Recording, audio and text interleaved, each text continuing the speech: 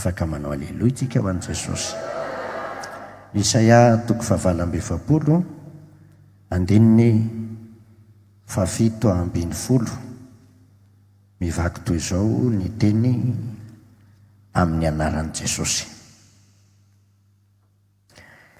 Izao no lazain'i Jehovah mpanavotra anao dia ny iray masin'Israely.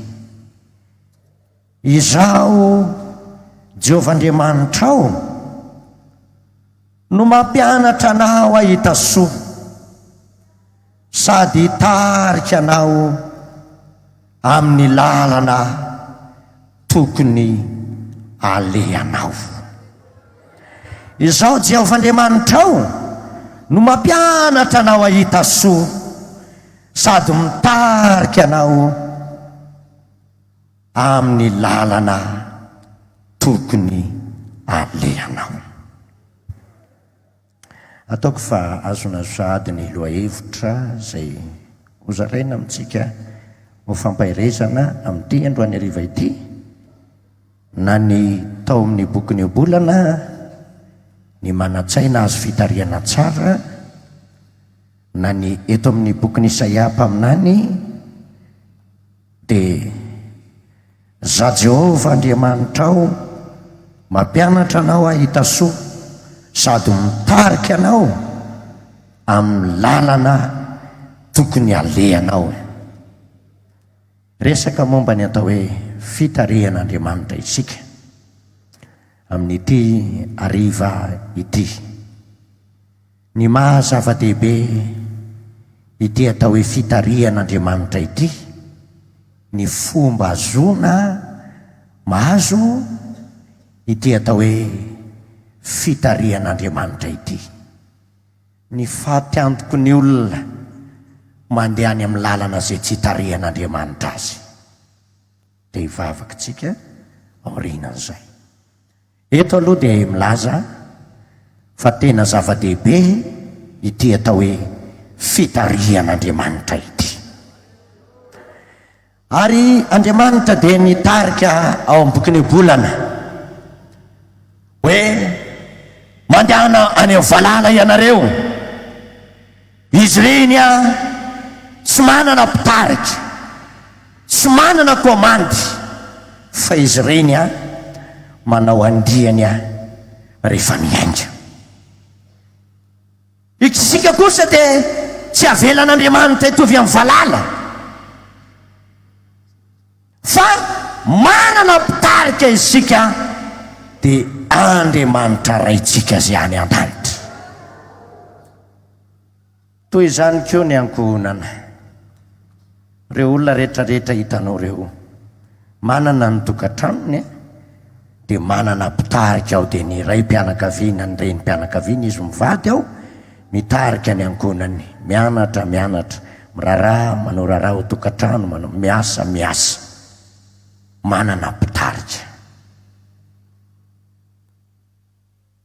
Etsika dia miresaka ny hoe fitarihan'Andriamanitra. Tena misy lay atao hoe fitarihan'Andriamanitra, na dia atao aza hoe tsy hitany masontsika Andriamanitra, andeha hitarika antsika eo aloha, dia zao misy ny atao hoe fitarihan'Andriamanitra. Minoany zany ianao. Samba ny tongotro nanitsaka ny tanànany Manoro. Tokotoko no tany amin'ny 7 ora alina na tamin'ny 7 ora sasany tany ho any ny fiara no gadona teo amin'ny fiantsonana. Mbola tsy hitako ny fiangonana, mbola tsy hitako ny havia sy havanana, mbola tsy hitako ny atsimo sy avaratra. Rehefa hiditra ny tanàna dia ozy ny olona atao anaty fiara hoe tato ato dia tena be dia be mihitsy ny fatin'olona eto tanàna. Tary izao vao nisy nandehanan'ny mpitandro filaminana sy ny mpiasan'ny fahasalamana maty sy tradrano. Nangorora atao anaty fiara dia nivavaka. Tario a Jesosy, mba ho hitako ny fiangonana.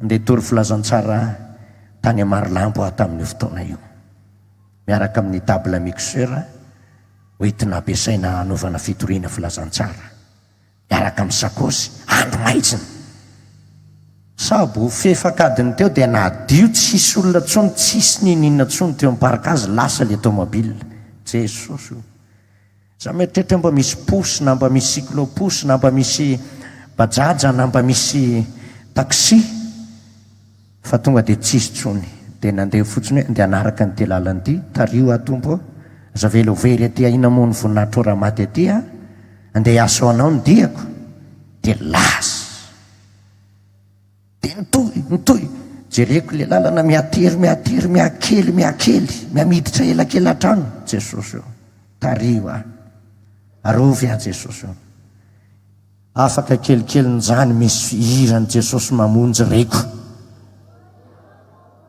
fivoriana tao amanoro tamin'izay fotoana izay nandroso kelikely io ny plaky ny fiangonana mirehitra jiro nanao aleloia tao anatin'ny maizina tao niditra tao am-piangonana fantatro le mpanompon'Andriamanitra dia natoro tao ny mpitsy voniainga andeha monjy ny fitoriana filazantsara tena misy ny fitarian'Andriamanitra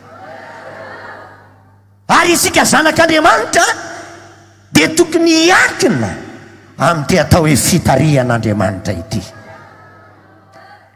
miteraka fahatiantoka ny tsy fanarahana ny fitarian'Andriamanitra raha mandinika ny bokin'ny Jona tsika dia mahita tsara mihitsy fa nitarika ny Jona andeha ho an'ny Ninive hitory filazantsara Jehova fa nandà Jona Andriamanitra mihitsy no mitena aminy fa nandà izy miteraka fahatiantoka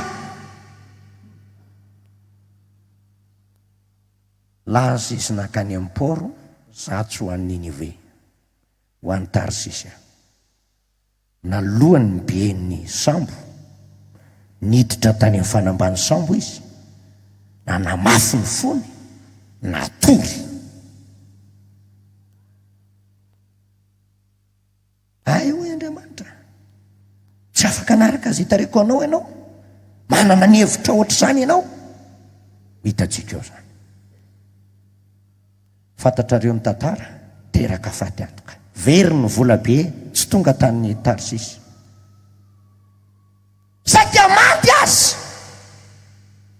fa namindran'Andriamanitra fo natelo ny trozona nentiny trozona any amin'ny fanamban'ny ranomasina tany vao ny bebaka ny amin'ny tsy fanarahana ny fitarian'Andriamanitra zao dia fantatra fa zay mafoy ianao dia mafoy ny mpamindra fo aminy mamindra fo amiko Andriamanitra hoe Andriamanitra manaiky zany ianao manaiky ianao tsy ny amonanao ny tanjoko fa ny hiteny aminao hoe mila manaraka zay hitariako anao ianao mazanako anao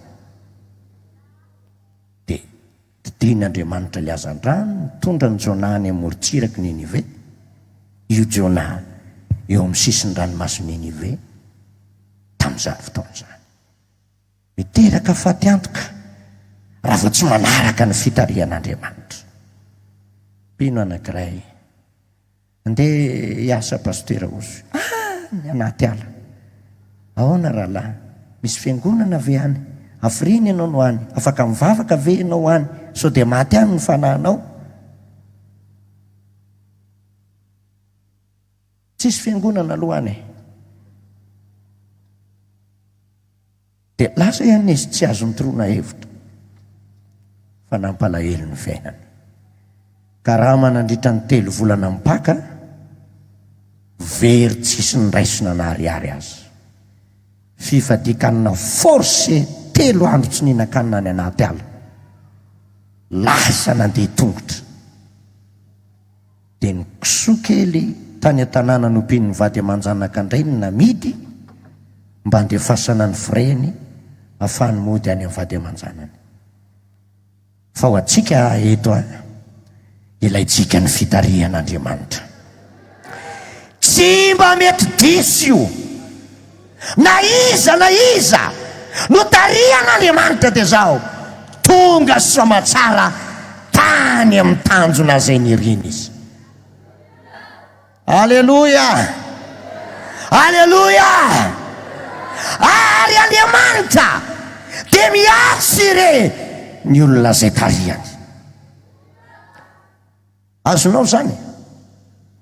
Andriamanitra dia miasy re ny olona zay tariany. Raha manaraka ny fitarian'Andriamanitra ianao dia misy assurance ny lanitra aminao sy ny ankonanao. Mino an'izany ve nareo raha lasa anabavy? Misy assurance ny lanitra aminao sy ny ankonanao raha manaraka ny fitarian'Andriamanitra ianao. Hitanao tsara ny fiainan'ny Josefa, tarian'Andriamanitra.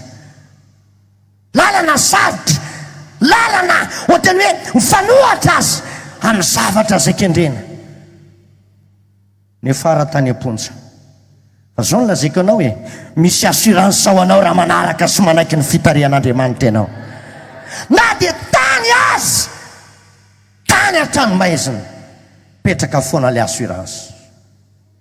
Tsy narian'Andriamanitra hatramin'ny farany. Sadraka, Mesaka, Abedinego, assuré hatramin'ny farany. Lasa tany anaty laforme rehatafy fa niasa le assurance. Alleluia. Tsy misy assurance afaka miassurena anao any anaty afo zany eto tany, afa-tsy amin'Andriamanitra irery ihany. Ka sao tsara ny fitarian'Andriamanitra, mahafa-po ny fitarian'Andriamanitra. Ndao tsika hiditra mazava-dehibe ny fitarian'Andriamanitra. Voalohany indrindra, eo amin'ny lafin'ny fivelomana, eo amin'ny lafin'ny fitediavana. Na dia atao aza hoe amin'io fivelomantsika, fitediavantsika isan'andro io azy, dia zao tena miankina amin'ny fitarian'Andriamanitra ny amin'izany. Tsy diso zay lazaiko aminao.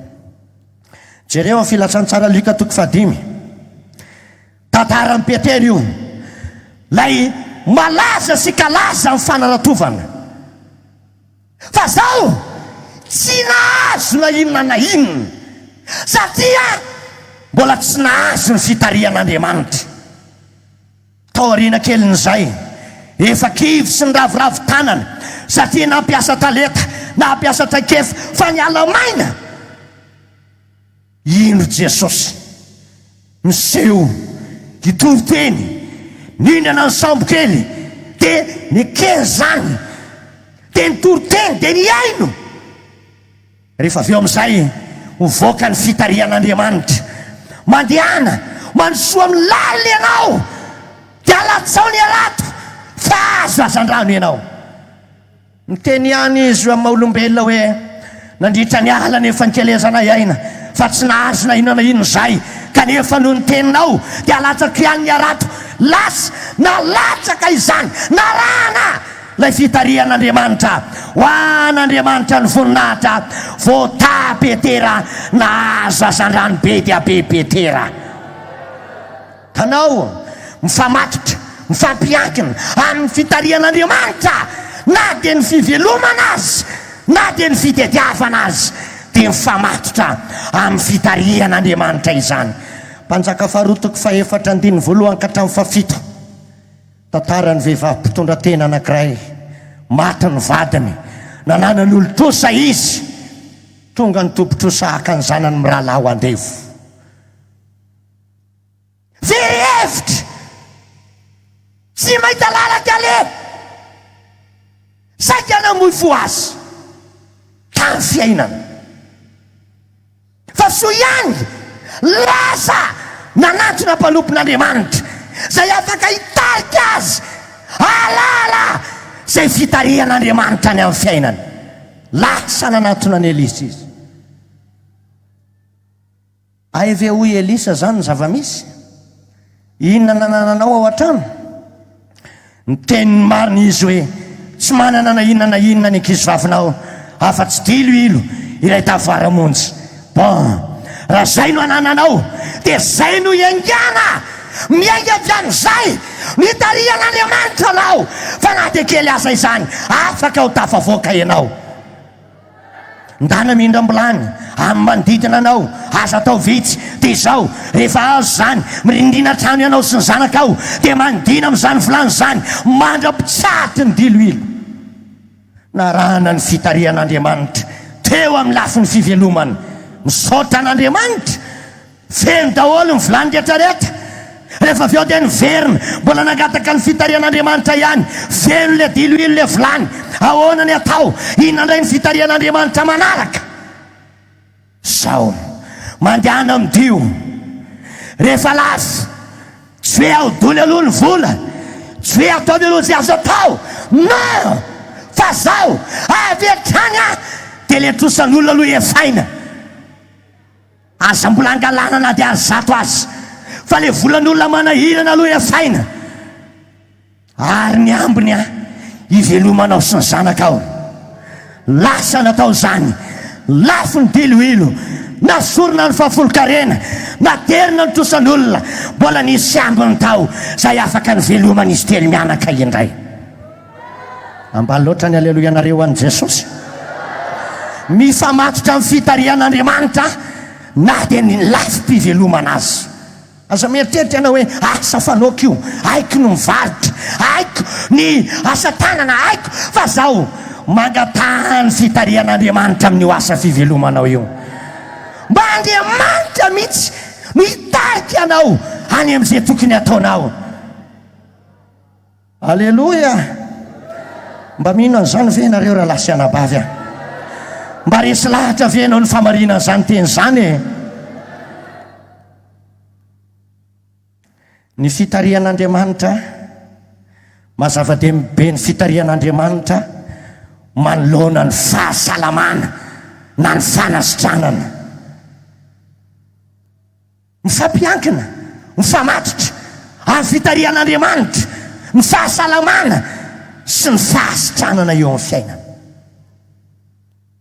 Jereo ao amin'ny filazan'ny faran'ny Jaona toko fahasivy andininy fahenina sy fahafito, mahitsika fa misy le tantara lehilahy teraka jamba. Dia zao rehefa teraka jamba izy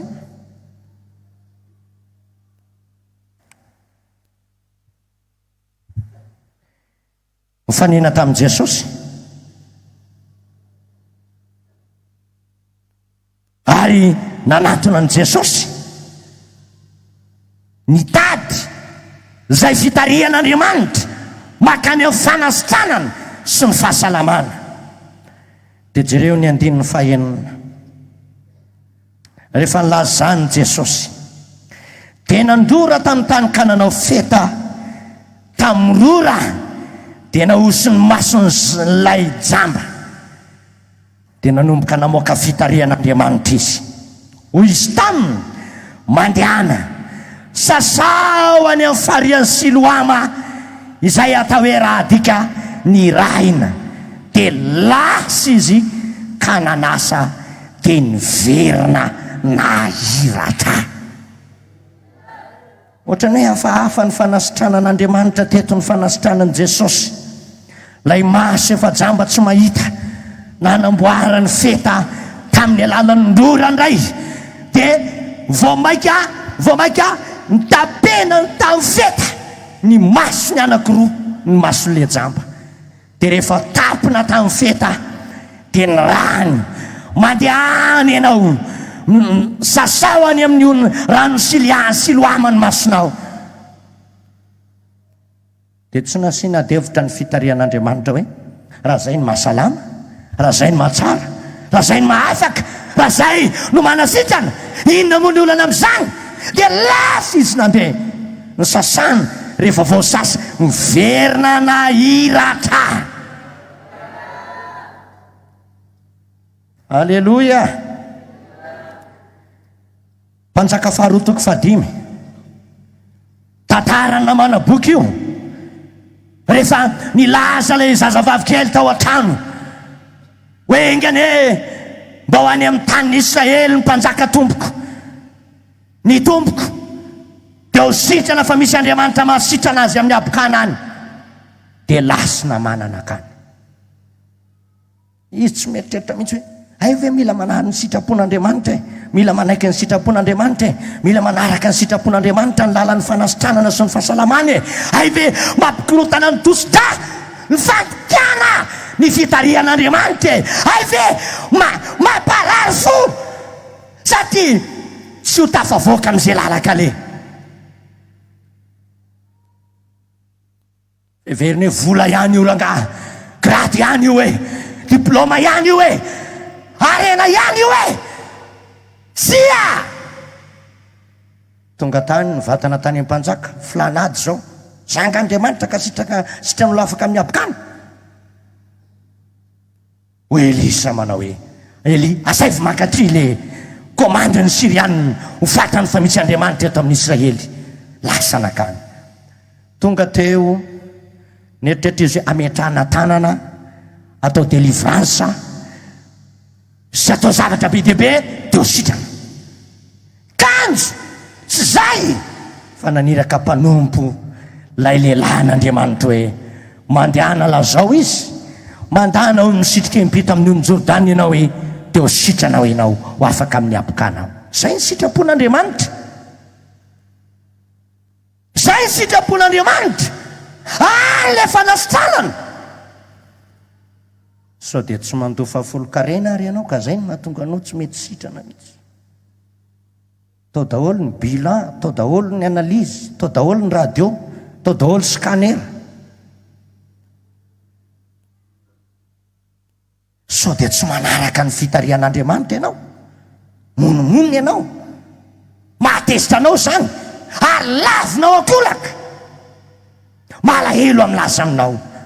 Ohatran'izany tany Fianaratsoa tamin'ny fahavelon'ny frera Daoda, nisy jamba nanantona azy mba metraha tanana ivavahana, dia hoy izy manao hoe manao asa fitoriana filazany tsara zay, tonga avy ianao mihay ny tenin'Andriamanitra dia ampahiratan'Andriamanitra ny masonao. Tsy mivavaka izy fa lasa nandeha, fa dia rain'Andriamanitra, sitrana le jamba, mivoninahitra Andriamanitra e.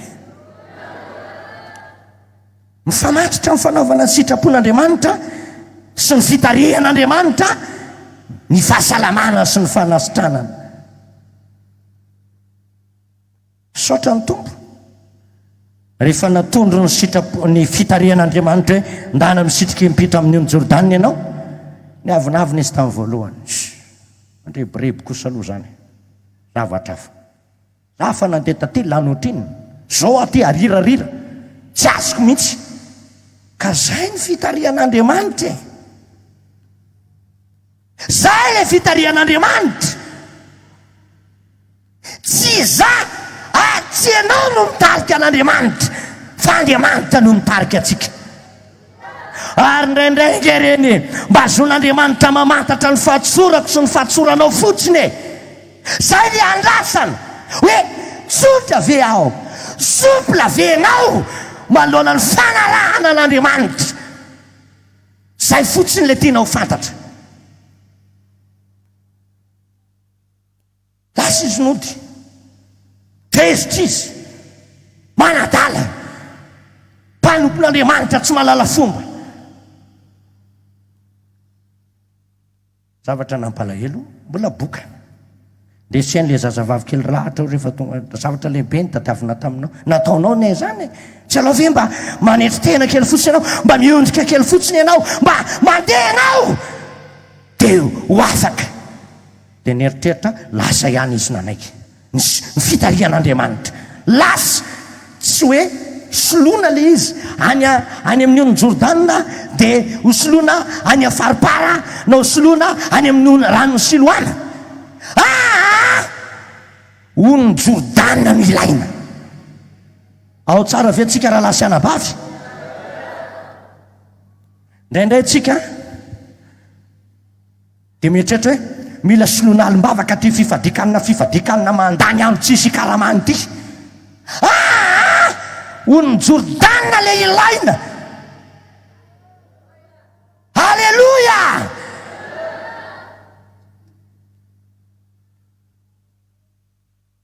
dia lasa izy sitrika indray mandeha indroa intelo inefatra inde fa mpitony a saotra n'Andriamanitra na ditaky ny ody zazakely ny odiny mifamatotra amin'ny fitarihan'Andriamanitra ny fahasalamana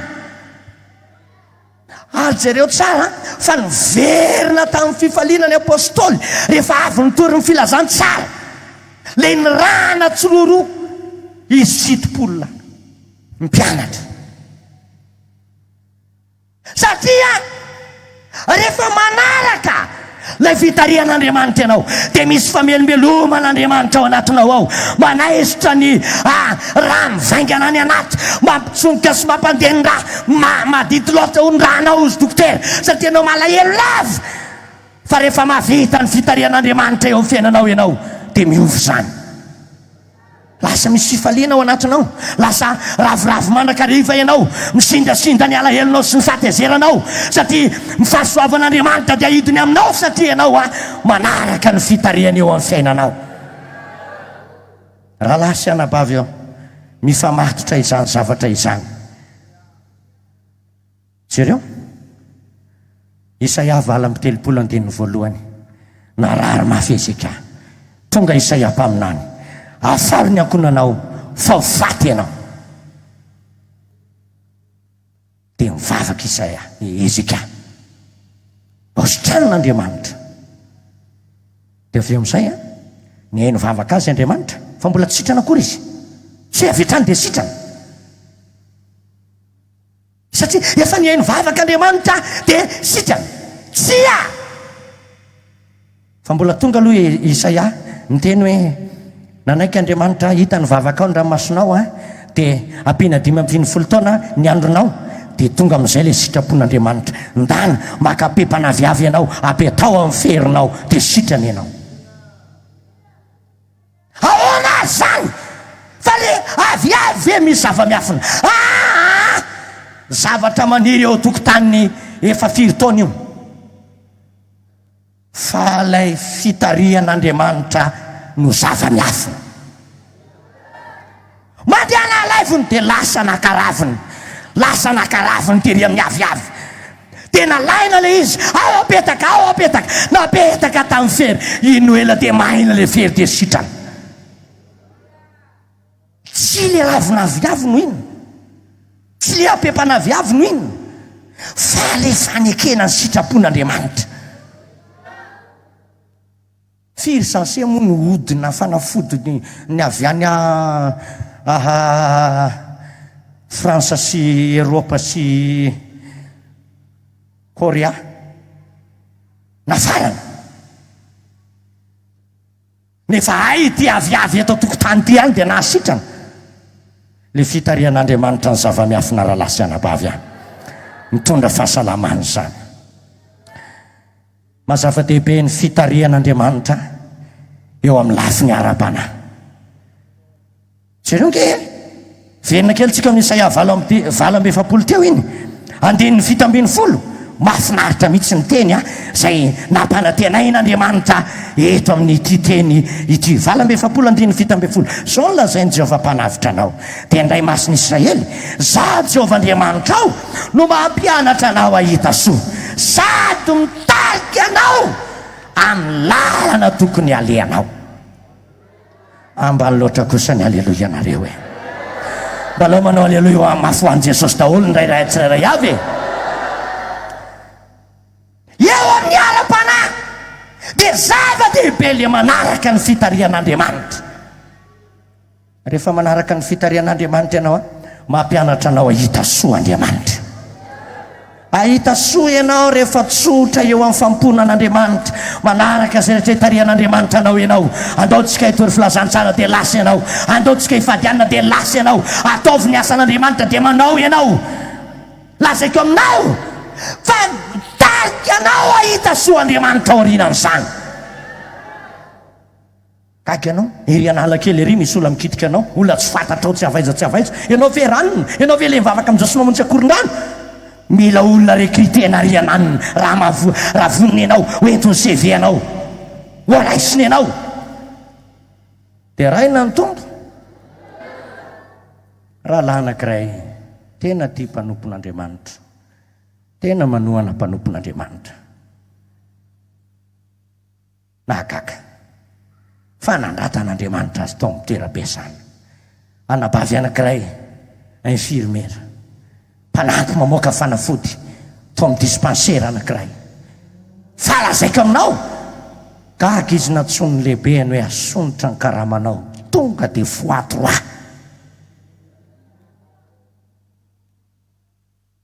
Eo amin'ny alam-panahy de zao tena misy fiantraikany be ny fanarahana ny fitarihan'Andriamanitra. Raha te azo aina tsara ianao amin'ny lalan-danitra ka tsy hoe olona miferina aina isan'andro amin'ny fiainana na ara-panahy na ara-nofo dia zao miazaha manaiky ny fitarihan'Andriamanitra ianao. Ozy Davidy amin'ny Salamo 7:27 hoe 7:27 boky ny Salamo. Zao zavatra nilazain'ity mpanompon'Andriamanitra ity, fahatsapana na nanany. Mamelombela ny fanahiko izy, mitarika amin'ny lala ny famarinana noho ny anarany izy. Velombelona ny fanahiny Davida mpanao salamo satria mitarika azy Andriamanitra, mitarika azy Andriamanitra dia velombelona ny fanahiny. Satria izy manaraka fa raha manohatra na mandala fitarihan'Andriamanitra ane io lazaiko aminao fa tsy velombelona mihitsy ny fanahiny e, tsy natsapa fa melom-belomana ny fanahiny io. Fa noho izy tsotra dia zao zany ny zavatra misy. Ahoana ny fomba azona ny fitarihan'Andriamanitra? Ao amin'ny tenin'Andriamanitra no azona mandray ny fitarihan'Andriamanitra. Zay nahatonga ny Baiboly miteny atongo lany sofinao iainy filazako sy manatsofinao eto meny oka izy iaino zay lazay ny fanahy amin'ny fiangonana. Satria ao anatin'ny toriteny sy ny tenin'Andriamanitra dia misy fitarihan'Andriamanitra saza ho anao. Alleluia. Mety tsy aro enregistrenao daholo le toriteny mandritra ny adiny indray na adiny indray latsaka 7 eto. Fa ao rehefa nihaino tsara ianao dia misy andala teny mifamatotra amin'ny fiainanao ao. Ary rehefa henonao le izy dia mazava ny sainao, mazava ny fijerinao. Ay ve zay le izy dia manomboka misokatra ny lalaka lehanao. Mba iza nefa natsapan'izany teo amin'ny fiainana? Satria fanilony tongotsika sady fanazavana ny lalantsika ny tenin'Andriamanitra. Ano ahitantsika ny fitarihan'Andriamanitra. Hoy Jesosy eo amin'ny Jaona 7:7, ny ondriko meno feko za malala azy ary izy manaraka za manome azy fiainana mandrakizay ka tsy ho very izy mandrakizay, tsy misy marombakizay amin'ny tanany raiko. Miaino lay feon'i Jesosy tsy ho very mandrakizay. Ao amin'ny tenin'Andriamanitra no azona mandray ny fitarihan'Andriamanitra. Raha misy zavatra mampadenina anao, maverevitra anao, toa tsy fantatrao zay ale manensao anaty miteny zavatra mandrahana sy mampitahotra ary miatsy ny feorenao, toa ohatrany hoe faty androany mihitsy ianao. Ndana mamaky Baiboly, mandoli dia mamaky Baiboly. Fitarihan'Andriamanitra ny amin'izay tokony atao ianao ao aorianan'izay. Indraingany feo aviavanana gauche à droite raha mandeha ny zanaka rafonjana avana mampikorota-tsaina mampivadika do fotsiny. Fa efa miaino ny tenin'Andriamanitra ianao dia mandamika saina io. Impiry moa nareo mivady efa niady mihitsy amin'ny teny avatsy teny averoa, misy koa teny mandangitra fotsiny sitona lakilosy. Fa ianoa ny tenin'Andriamanitra ary okanao tahaka ny Maria rehefa mandre ny tenin'Andriamanitra mandatsaka izany eo am-po ary dia mandinika hoe inona reny tena hevitra izany zavatra izany. Tandremo ianao Tendray misy fanelingelenany devoly ampianao toroteny ao dia maneno mesazinao dia ianao mijery mesazy mesenjera dia lasa manokatra FB dia tsy ianao le fitarian'Andriamanitra zay ahafahan'Andriamanitra misauve anao. Trendrainao dia matory amin'ny zavatra tsy dia mifanandrify amin'ny fiainanao dia tsy matory ianao fa vetivety eo dia milondolondo ny masonao dia atory ianao mandroa devoly aingakaingana ianao. Alleluia. Ao amin'ny tenin'Andriamanitra naozona ny fitarian'Andriamanitra raha lasy anabavy. Ao amin'ny vavaka ihany koa no azona mandray ny fitarian'Andriamanitra. Ao amin'ny vavaka Salamo 5:9-9 zao nolazay ny tenin'Andriamanitra amin'ny anaran'i Jesosy. Salamo 5:9-9. Jehova ô, tario amin'ny famarinanao aho noho ny amin'ny mpampahory aho, ataovy marina eo anoloko ny lalanao. Tario amin'ny famarinanao aho noho ny mpampahory aho. Mivavaky Davida, misy mampahory azy, misy mampijaly azy, mampijaly ny ady-saina, mampijaly ny aretina miverimberina, mampijaly be dia be. Fa mila mivavaka mba ho tarian'Andriamanitra ho afaka amin'izany zavatra izany. Manaova aleloia ho an'i Jesosy e. Salamo 7:30-420 zao nolazay ny tenin'Andriamanitra. 7:30 boky ny Salamo 420 amin'ny anaran'i Jesosy. Ary zao na dia misy lalana mampahory, ary zao na misy lalana mampahory ato anatiko dia tario amin'ny lalana mandrakizay aho. Vavaka izy mba ho tarian'Andriamanitra. Ao amin'ny vavaka raha lasy anabavy eo no ahitana ny fitarian'Andriamanitra. Raha mampiditra CV na dossier amina orinasa roa manatelo ianao ka mbola tsy tafavoaka ihany, nda hanamaka fotoana mandohalika amin'ny vavaka. Madiana papalahelo raha misy fotoana indray hoe ianao vitanala kosy vitanala alamady ianao dia tsy mifanaraka amin'ny andronao ny taonanao sy ny tombon-tsaiko tsony, dia anao dia mivara otrana dia lazainao fa mila amboarina zany dia aliery amikala voangy ianao hanamboatra an'izany dia irandoha zany ianao. Mandana ny vavaka, mandana ny vavaka ny Andriamantsika dia izao afaka mitarika antsika amin'izay lalana tokony alehantsika. Za tsy mahita indraindray, ianao tsy mahita indraindray zay lalana tokony aleha, ohatra ny jamba mihitsy indraindray tsika ary tena fen'ny devoly lalana tokony aleha. Fa rehefa mivavaka ianao misokatra ho azy io, sokatra ho azy io rehefa mivavaka isika tsirairay avy. Ka ao amin'ny vavaka no ahitana ny fitarian'Andriamanitra. Fahatelo, ao amin'ny mpanompon'Andriamanitra no ahitana ny fitarian'Andriamanitra. Jereo tsara tamin'ny andro Mosesy, isaky misy zavatra tian'Andriamanitra atao amin'ny fiangonana dia miteny foana Andriamanitra Mosesy hoe lazao amin'ny zanak'Israely, lazao amin'ny fiangonana, lazao zahay ange eto tsy voatery hafantatra anareo tsirairay avy. Ohatra zao tsy haiko hoe firy aminareo reo ny mety mba olona fantatro ary nareo reo tsy mahafantatra akory, nefa mino fa misy zavatra tsara masoanao tao anatin'izay toroteny renao zay. Raha marina zany dia mba ho fafay amin'ny lanitra ny tanana dia manao aleluia. Mpanompon'Andriamanitra ahitana ny fitarian'Andriamanitra. Zany no nahatonga ny olona nanatona ny Elia, zany nahatonga ny olona nanatona ny Elisa, zany nahatonga ny olona nanatona ireo mpaminany maro tao anatin'ny Baiboly. Mino ny mpaminany teo ambinina ianao. Ary Josoa men'Andriamanitra fitariana ho an'ny fiangonana ahafahana mandrava ny mandany Jeriko.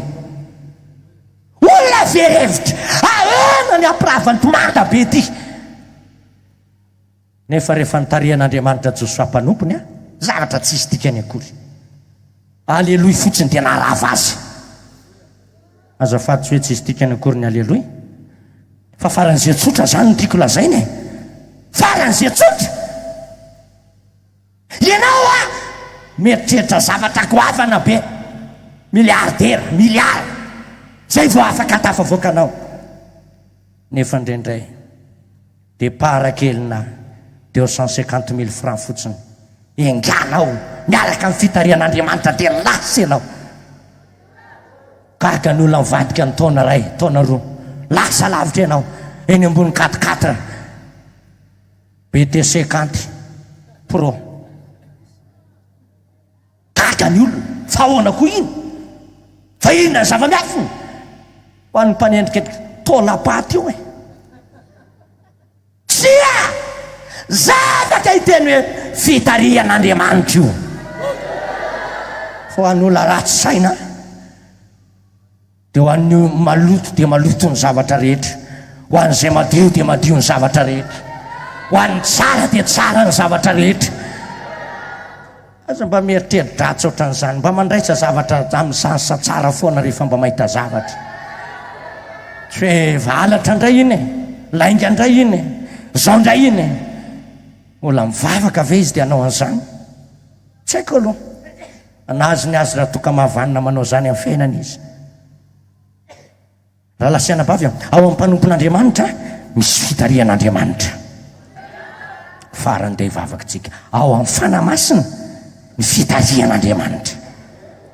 Romanina 9:4-7 miaraka tsika rehetra zay tarian'ny fanahin'Andriamanitra mafy be nareo no averiko ely zay tarian'ny fanahin'Andriamanitra no sady manangan-tanana hitara be nareo zay tarian'Andriamanitra no Alleluia.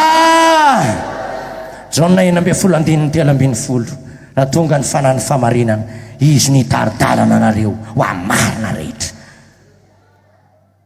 Sambatra mihitsy angentsika miaina amin'izao taonjato zao lay andro sy fotoana teny fikasanany amin'ny famezana amin'ny fanahy masina izay mitarika ny olona.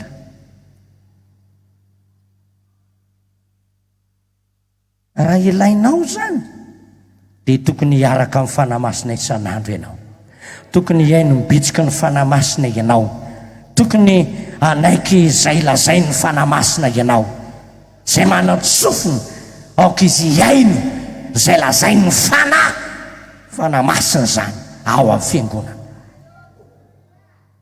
Zany ny ilaina. Ary oka hivavaka ianao tario aho fanahy masinao. Aza vela ho tarihan'ny fatezerako aho fa betsaka nefa netiny foko loatra tamin'iny, netiny foko loatra tamin'iny. Fa maninona olona manana amin'ny fanahy masina ve dia ny fona avela hitarika? Maro nefa navalambalany ny fahalalana any amin'ny fampitehana satria zany no migidy azy zany baiko azy fahalalana mapeboebo.